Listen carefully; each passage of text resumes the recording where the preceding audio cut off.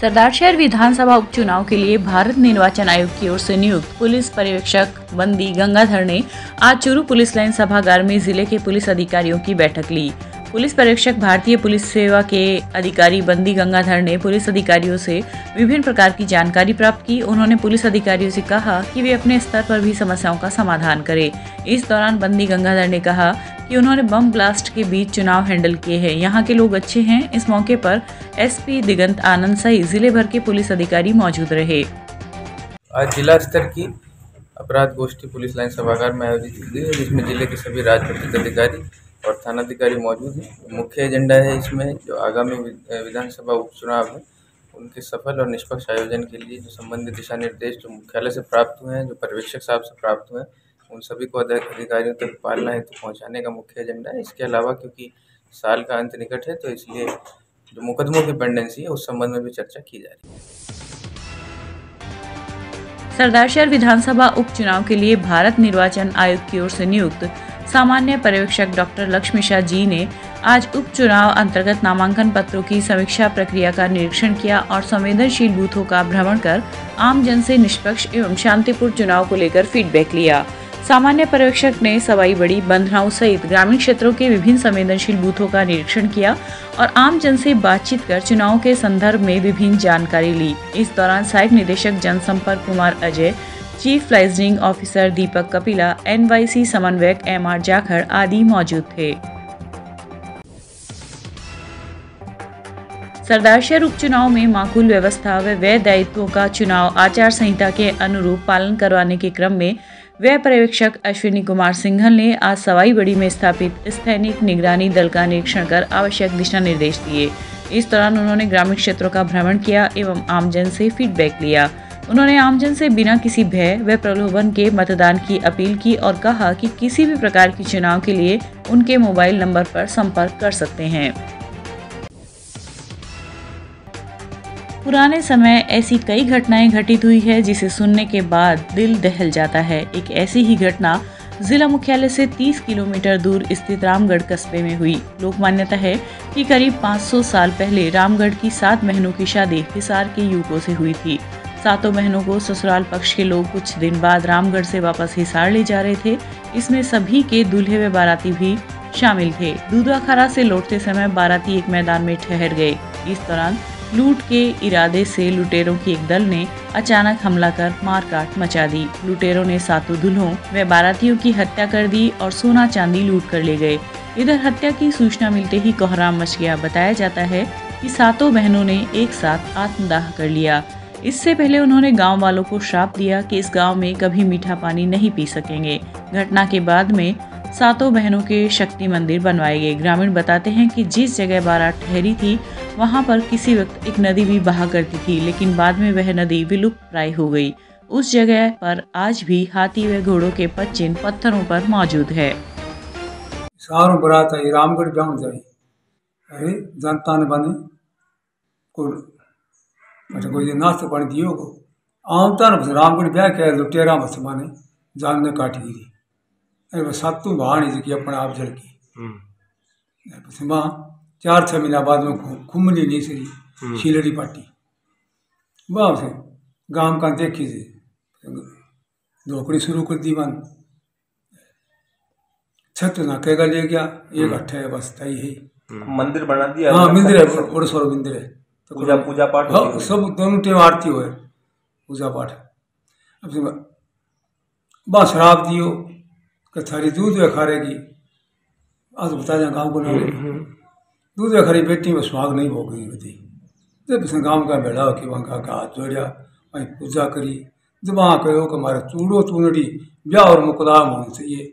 जब थारी थोड़ी सुहाग भोगेंगी, जब से सुहाग भोगना की साहब वहाँ शराब दियो का दूध वे खारे का नाम से गंगा जी में कोई खोदरी भी को भी खारो नहीं से। श्रद्धा हत्याकांड को लेकर आज रतनगढ़ आर्याव्रत हिंदू युवा सेना के कार्यकर्ताओं ने विरोध जताते हुए आरोपी को मृत्युदंड देने की मांग की है। राष्ट्रपति के नाम उपखंड अधिकारी अभिलाषा को दिए गए ज्ञापन में उल्लेख किया गया है कि भारत में लगातार महिलाओं, बच्चों व नाबालिग लड़कियों पर कुछ लोगों द्वारा हमला किया जा रहा है। लड़कियों को जबरन धर्मांतरण करवाकर उन्हें ब्लैकमेल करने की घटनाएं घटित हो रही है और ऐसा नहीं करने पर उनकी निर्मम हत्या कर दी जाती है। हाल ही में दिल्ली में आरोपी द्वारा श्रद्धा के 35 टुकड़े कर निर्मम हत्या कर दी गई, जिससे लोगों में आक्रोश है। इस तरह की घटनाओं पर अंकुश लगाने के लिए धर्मांतरण पर रोक लगानी चाहिए तथा आरोपी को मृत्युदंड दिया जाना चाहिए। इस मौके पर सेना के दिनेश कुमार शर्मा, टोनी गहलोत, मुकेश आदि उपस्थित थे। आज तो दिल्ली में 2 दिन पहले एक घटना हुई है। आफ्ताब मामी नाम के लड़के, मुस्लिम लड़के ने हिंदू लड़की जिसका नाम श्रद्धा बताया जा रहा है, जिसके 35 टुकड़े करके निगम तरीके से उसकी हत्या कर दी गई है। पूरा सनातन समाज, पूरा हिंदू धर्म के साथ हम इसका कड़ा विरोध करते हैं और पूरे सरकार से ये प्रार्थना करते हैं, गुजारिश करते हैं कि इसको कड़ी से कड़ी सजा रूप में देके फांसी सजा दी जाए और साथ में आगे से ये घटना न हो। चूरू के डाइट सभागार में आज कमजोर विद्यार्थियों को कक्षा स्तर पर लाने का प्रयास शिक्षा कम अधिगम सामग्री विकास एवं मूल्यांकन प्रभाग द्वारा बुनियादी साक्षरता एवं संख्या ज्ञान आधारित शिक्षण प्रशिक्षण का शुभारंभ डाइट प्राचार्य गोविंद सिंह राठौर ने किया। प्राचार्य राठौर ने कहा कि राजस्थान की शिक्षा में बढ़ते कदम योजना कमजोर विद्यार्थियों को कक्षा स्तर पर लाने का प्रयास है, जिसकी सफलता के लिए शिक्षकों को निरंतर प्रशिक्षित किया जा रहा है। सीएमडी प्रभारी बजरंग लाल मीना ने शिविर को संबोधित करते हुए शिक्षकों को नवाचारों के लिए प्रेरित कर बुनियादी साक्षरता एवं संख्या ज्ञान की विस्तार से जानकारी दी। इस अवसर पर ईटी प्रभाग अध्यक्ष नरेंद्र उपाध्याय, अशोक पारिक, उमा सारस्वत आदि मौजूद रहे। आज हमारे पाठ्यक्रम ये जो सीएमडी का जो curriculum material development and evaluations का 3 दिवसीय कैंप पूरे जिले के संभागियों का, जिसमें 40 संभागी भाग ले रहे हैं। इसके अंदर FLN से संबंधित जो गतिविधियां हैं उन पर चर्चा की जाएगी।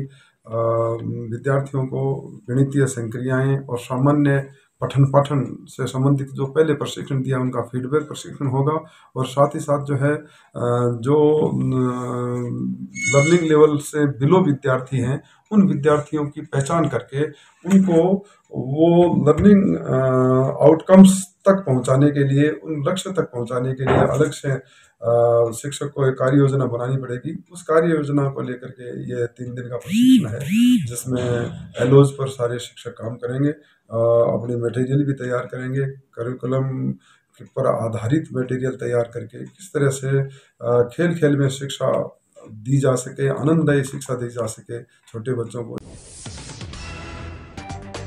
रतनगढ़ तहसील की ग्राम पंचायत भानुदा बिदावतान के वार्ड संख्या 7 में पंच के उप निर्वाचन को लेकर आज प्रशिक्षण शिविर का आयोजन किया गया। उपखंड कार्यालय के निर्वाचन शाखा में हुए प्रशिक्षण में चुनाव को लेकर विस्तार से जानकारी दी गई। आरओ एवं एआरओ को हेमंत, राकेश कत्थक एवं महेश शर्मा ने नामांकन से संबंधित प्रशिक्षण दिया। प्राप्त जानकारी के अनुसार शनिवार की सुबह 10 से शाम 5 बजे तक भारत निर्माण राजीव गांधी सेवा केंद्र पर नामांकन पत्र प्राप्त किए जाएंगे। रविवार की सुबह 10 बजे तक नामांकन पत्रों की समीक्षा एवं उसके बाद शाम 3 बजे तक नामांकन पत्र वापस लिए जा सकते हैं। आवश्यकता होने पर 25 नवंबर की सुबह 8 बजे से शाम 5 बजे तक पंचायत मुख्यालय पर स्थित बूथों पर मतदान होगा तथा उसके बाद मतगणना की जाएगी। आज पंचायत राज संस्थाओं के अंतर्गत भानुदा बिदावतान में जो पंच के लिए निर्वाचन हो रहे हैं, उसके अंतर्गत आरओ और एआरओ को नॉमिनेशन से संबंधित जानकारी है इस प्रशिक्षण के अंतर्गत दी गई है। इन्होंने पूरी ट्रेनिंग की जानकारी बड़ी बारीकी से दी है। अखिल भारतीय कांग्रेस कमेटी की ओर से भारत जोड़ो यात्रा के राजस्थान प्रदेश प्रभारी अब्दुल कलाम खान की ओर से नियुक्त पत्र जारी कर चूरू के मोहम्मद मकसूद उर्फ बबलू को कोटा दक्षिण ए का कोऑर्डिनेटर बनाए जाने पर चूरू जिला मुख्यालय स्थित RGY कॉम्प्लेक्स के सामने आज कांग्रेस युवा नेता हसन रियाज चिश्ती के नेतृत्व में युवाओं की ओर से माल्यार्पण कर स्वागत एवं अभिनंदन किया गया। इस दौरान बबलू ने कहा कि संगठन की ओर से उन्हें जो जिम्मेदारी मिली है वे उसका पूर्ण कर्तव्य निष्ठा के साथ निर्वहन करेंगे। इस मौके पर इशाक खान, सामद खानी, भवरू खां ठेकेदार, शकील कुरैशी आदि मौजूद रहे।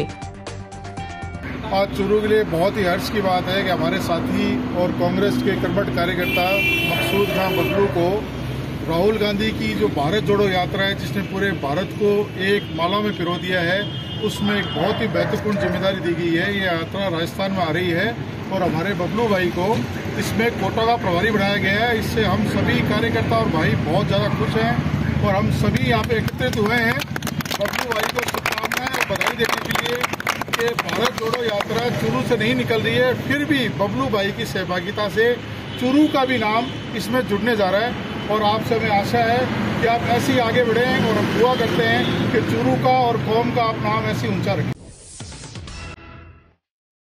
चूरू के सोती उच्च माध्यमिक आदर्श विद्या मंदिर विद्यालय द्वारा संचालित श्री विनायक संस्कार केंद्र व ओझा आदर्श विद्या मंदिर द्वारा संचालित श्री विवेकानंद बाल संस्कार केंद्र का आज सामूहिक मातृ शक्ति सम्मेलन आयोजित हुआ, जिसमें क्षेत्रीय संस्कार केंद्र प्रमुख बाबूलाल शर्मा, आदर्श शिक्षण संस्थान के जिलाध्यक्ष मदनलाल प्रजापत, जिला संस्कार केंद्र प्रमुख मनीष बैदी आदि उपस्थित रहे। इस अवसर पर वरिष्ठ शारीरिक आचार्य नरेंद्र सिंह को योगाभ्यास सेवा निमित्त विद्यालय द्वारा शॉल व प्रतीक चिन्ह देकर सम्मानित किया गया। चूरू पुलिस कंट्रोल रूम के सामने सर्दी के मौसम में अस्थायी रूप से लगाई गई गर्म कंबलों की दुकान में अज्ञात चोरों ने गुरुवार की रात किसी समय करीब 2 दर्जन कंबलें चोरी करने की वारदात को अंजाम दिया है। घटना की जानकारी दुकान मालिक को शुक्रवार सुबह उठने पर लगी। वहीं मौके पर एक व्यक्ति के नंगे पैर के पदचिन्ह व कंबल घसीटने के निशान मिले हैं। घटना की सूचना पर कोतवाली पुलिस थाने के कांस्टेबल दयाराम शर्मा व अंकित शर्मा पहुंचे। पुलिस ने घटनास्थल का मौका मुआयना किया।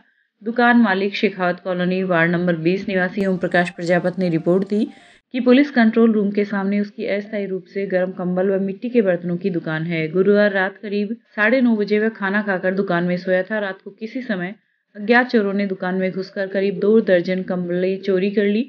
प्रत्येक कंबल करीब 2200 रुपए की थी। चूरू के लाल घंटाघर के आईसीआईसी बैंक के आगे आज ऑटो व बाइक की आपसी टक्कर में एक युवक चोटिल हो गया। चोटिल हुए युवक के बड़े भाई ने बताया कि उसका छोटा भाई आनंद भाटी किसी काम से बाजार जा रहा था कि आईसीआईसी बैंक के सामने से आ रहे ऑटो का गड्ढे के कारण संतुलन बिगड़ गया, जिससे वह बाइक से टकरा गया। भिड़ंत में सड़क पर गिरने की वजह से आनंद चोटिल हो गया।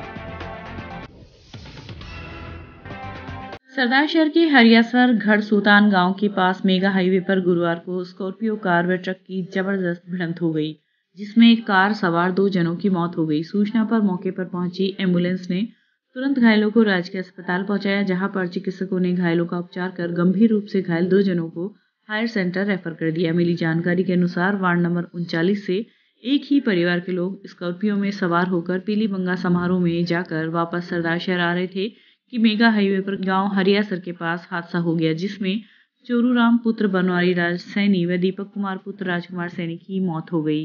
वहीं घीसाराम पुत्र बनवारी लाल सैनी, भारती पुत्री विष्णुदत्त, स्कॉर्पियो गाड़ी के चालक असलम पुत्र रमजान घायल हो गए।